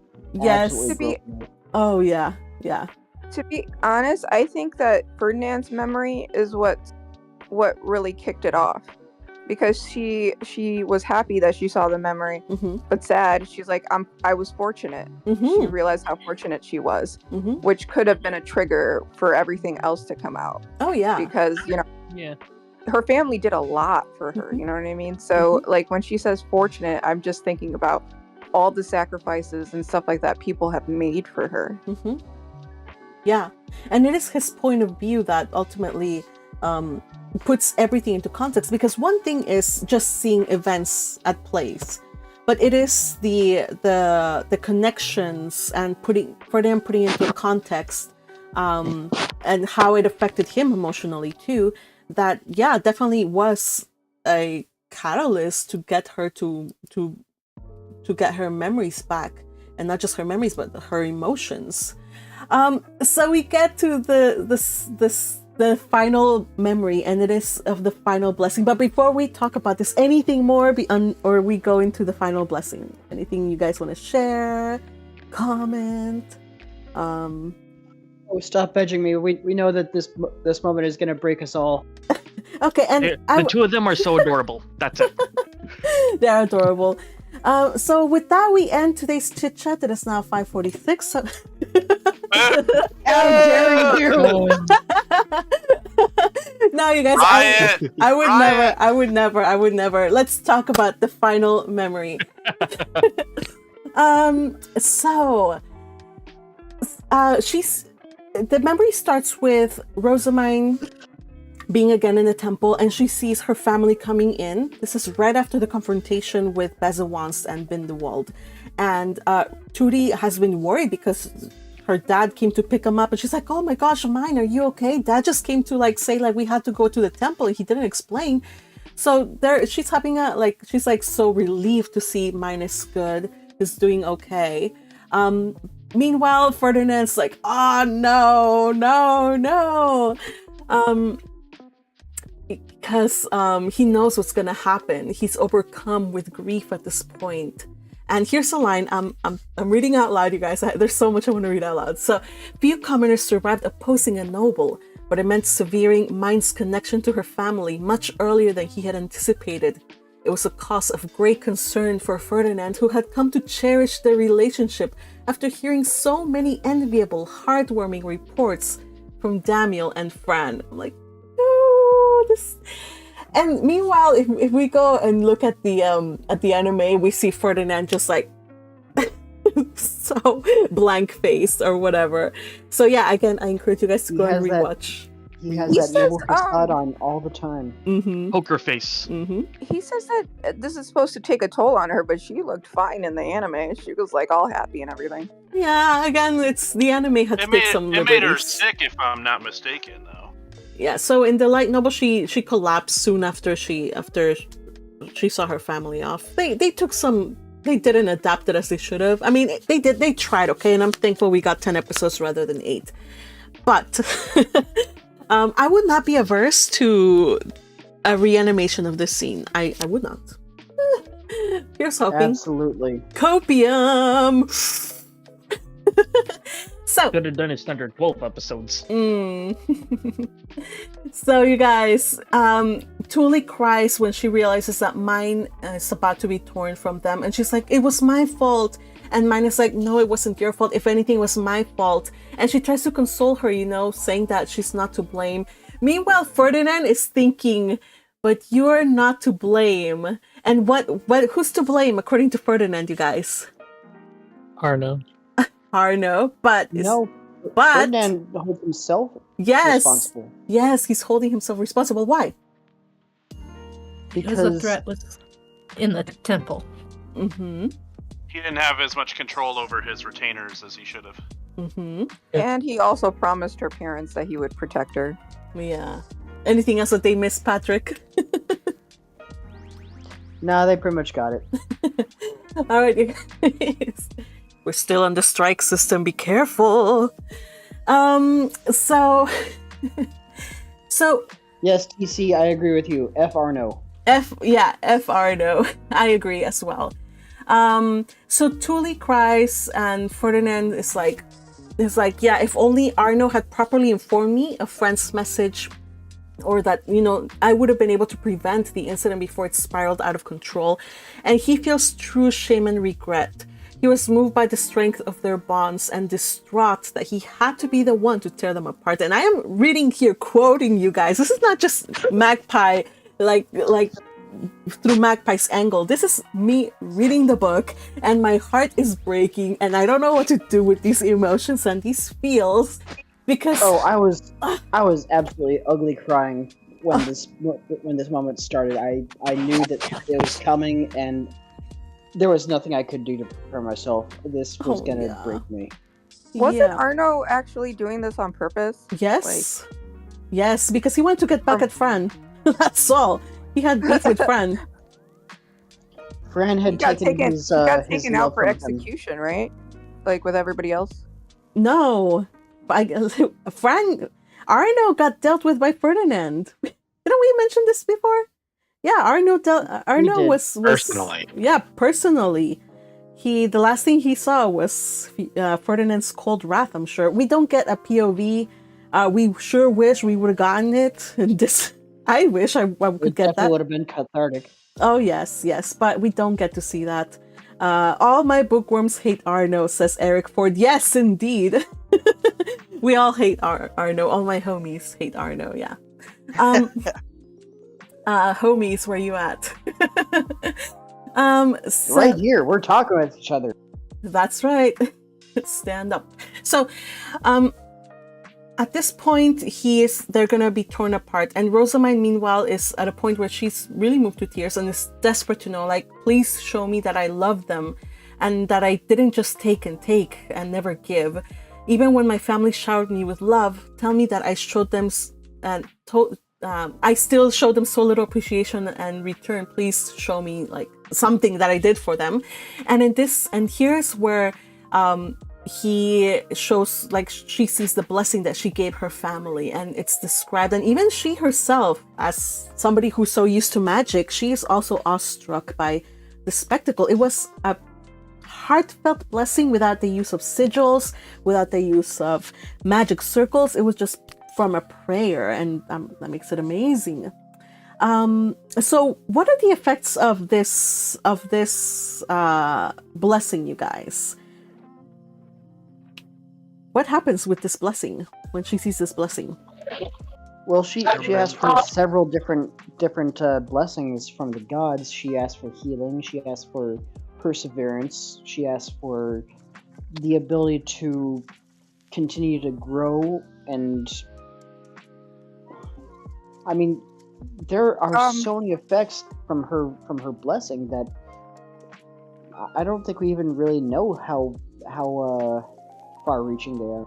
Mm-hmm. Magpie, are you asking the exact blessings, or are you asking what her seeing the blessings triggered and happened after? Well, I'm happy to hear both, but my bad, I didn't. No, it's fine. It's fine.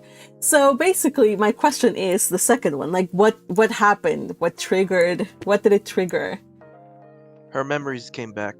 Mm-hmm. Flooded like the ocean.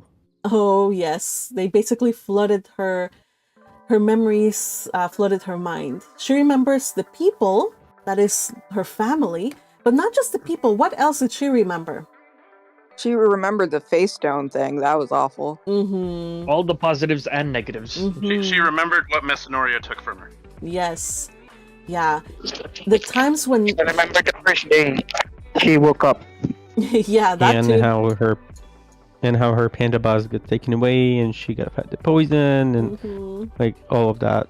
Yeah. You know, this kind of reminds me of when she got the book of Mestionora, how it's hard for them to retain all that information because it's so painful. So in here, I feel like that all these memories coming in was like her receiving the book of Mestionora, except these have emotion in it, so it's even worse. Ooh, yeah. It definitely must have been very heavy, overwhelming, because like you guys pointed out all kinds of things that she remembered. Let me remind you, she also remembered the starving orphans. She remembered being held at knife point by Shikikoza. She remembered almost dying at the Trombe. She remembered Eglantine and Anastasius forcing her to circle the shrines. She remembered the door in the lower archive, the hidden archives that had refused to open, and you know how she was trying to break through to save Ferdinand. She remembered Ferdinand's poisoning. She remembered, like you guys said, the death she saw at the Battle of Gerlach with the soldier that turned into a face stone right in front of her eyes. So basically, times that her negative emotions took control. And as unfortunate as it is, you guys, life is like that. For better or worse, we're shaped by the positive things and the negative things in the world. She went right back to remembering Ferdinand as a more distant person too. Really? Yeah, she felt like she was in a Twilight Zone. She's like, yeah, like because you know she gets all these memories back, and so she remembers the love she has for her family. She remembers all this stuff. She remembers even fighting for Ferdinand. But then when he wakes her up after she has this massive, a deluge of memories. Oh yes. you know, Ferdinand wakes her up and she's like, "Wait, is this really him? Yeah, it because can't be right. He he's must be holding broken." her. Yeah, because he holds her and he's like holding her tight. And she's like, what's up with this dude? Like, yeah, I get it. Because now that she has all her memories back, she remembers, of course, Ferdinand being Ferdinand and, you know, both the good and the bad memories, I guess. Yeah, it goes right back to thinking he's a distant, cold person. It's like, why is he holding me like this? Yeah, yeah. So, I'm sorry. Do you remember what you were trying to say, Magpie? Because I think you were about to say something really philosophical and important. No.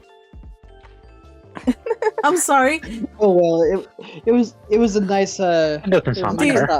Do you remember what it was? Maybe you can finish it or pick it up. I wouldn't mind.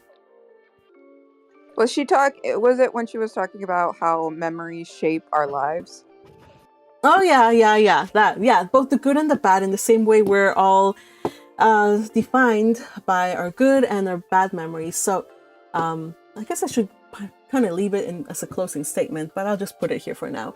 So, a lot of times, you guys, when we are going through life and difficult situations, I remember. Anyway, so we get tempted to be defined by, like, we're like, oh, all this misfortune is happening to me and all this stuff. But ultimately, that's all of those experiences. They're part of who you are. Nobody else can have them. Nobody else can share them. And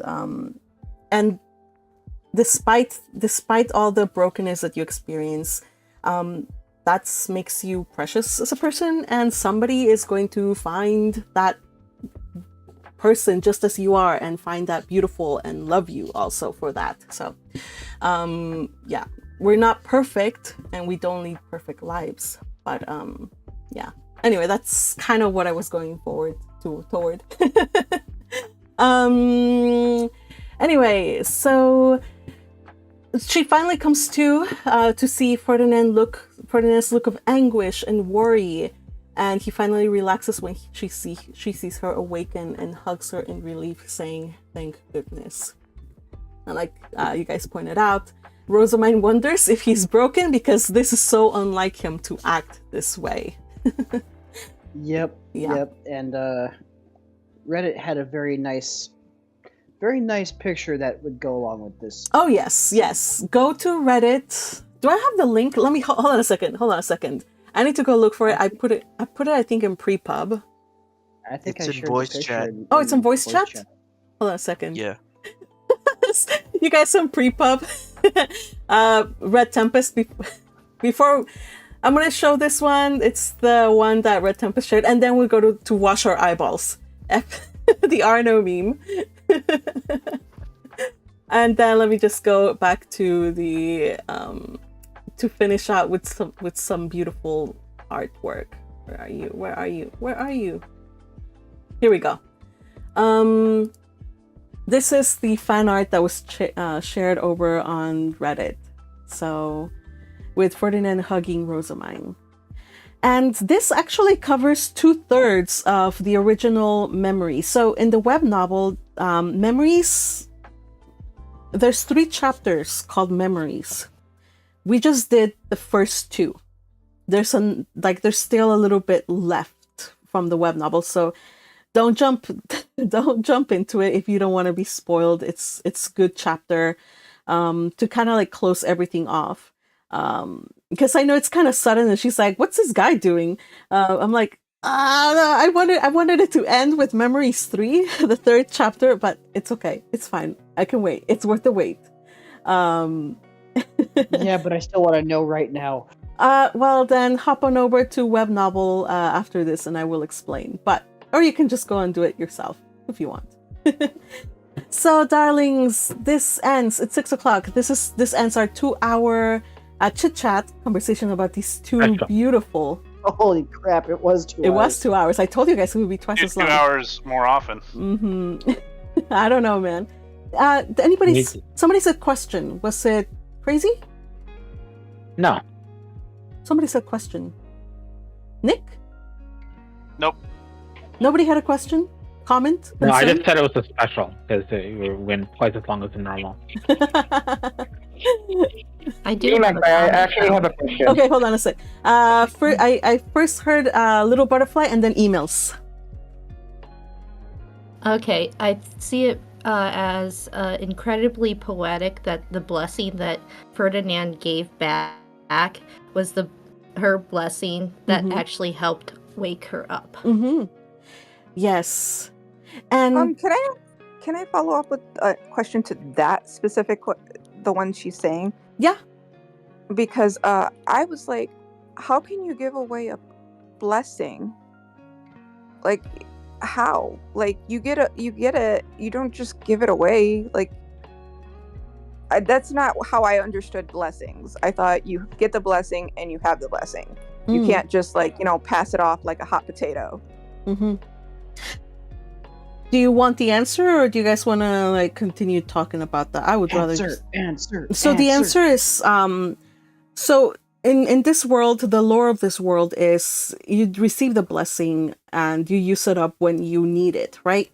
So in the Q&A from Fanbook 3, they asked, what did Ferdinand receive from the all element blessing at the end of part 2 volume 4? So we know that Damiel, for example, got his wish to grow his mana and so on.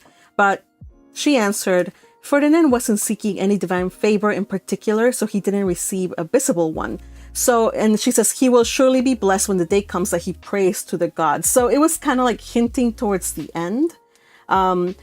He didn't, at that time, he had no dream. When he received the blessing, he didn't have dreams. He didn't need healing.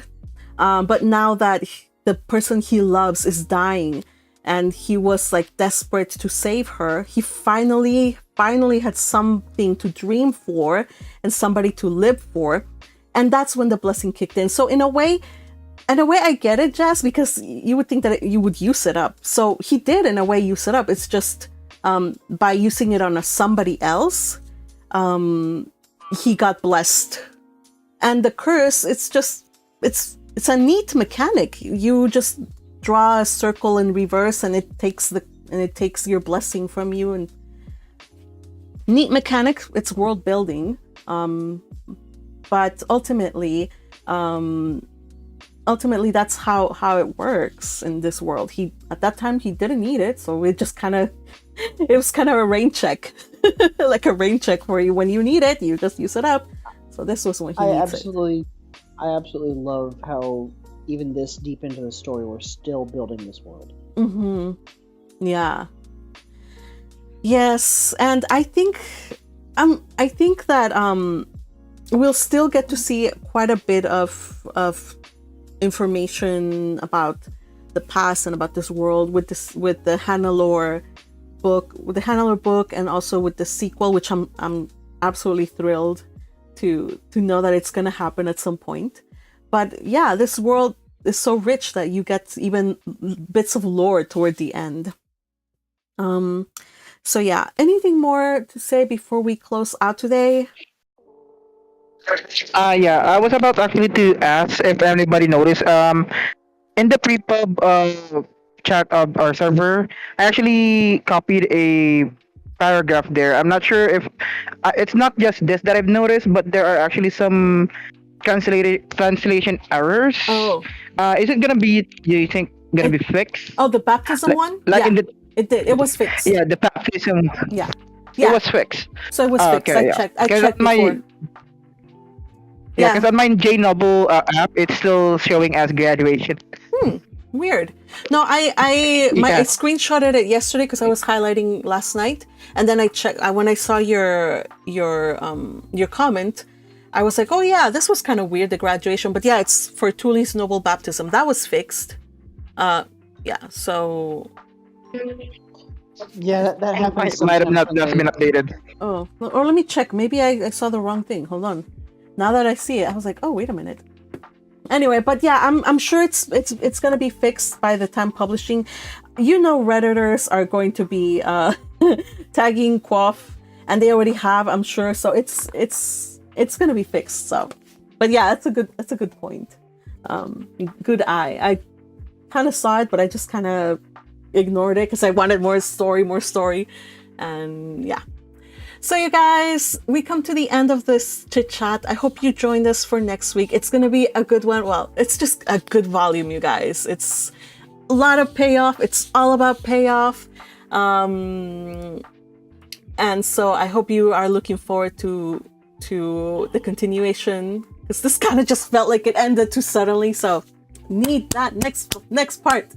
Can it be Monday already, you guys? Yep.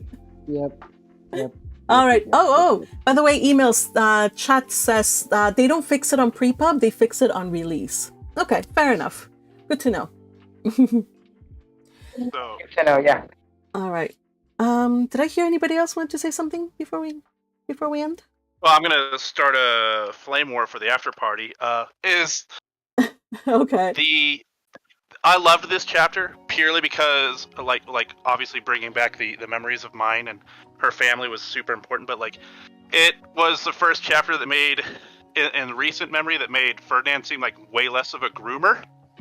I said it, and I will defend it later. Okay, I know where we're going with this. Oh my god. So good to see that he is slowly There was never any doubt. slowly